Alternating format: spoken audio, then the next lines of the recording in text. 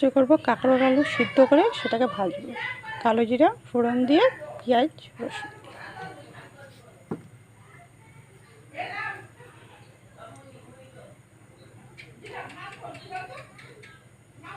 তেলটা গরম হয়ে গেছে, দিয়ে দিলাম কালো জিরা।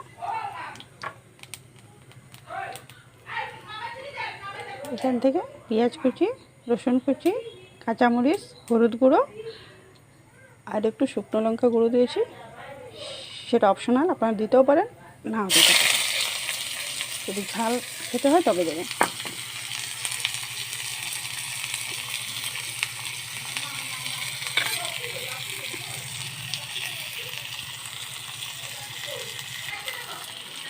নুন দিয়ে দিলাম।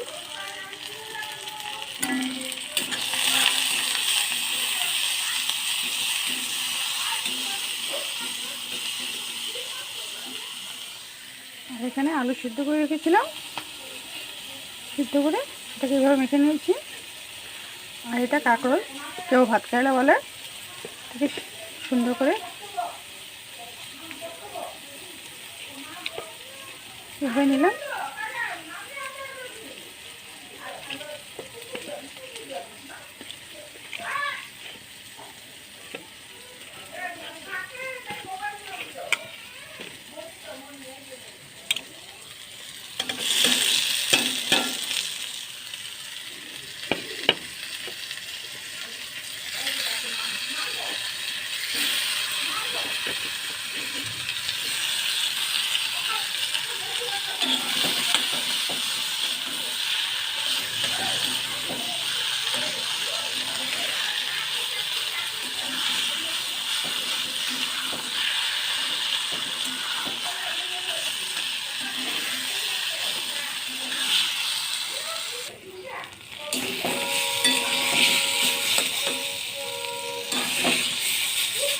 তৈরি হয়ে গেছে আমাদের আলু কাঁকরোল সিদ্ধ করে ভাজা,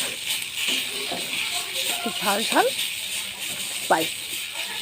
নামিয়ে ফেলবো।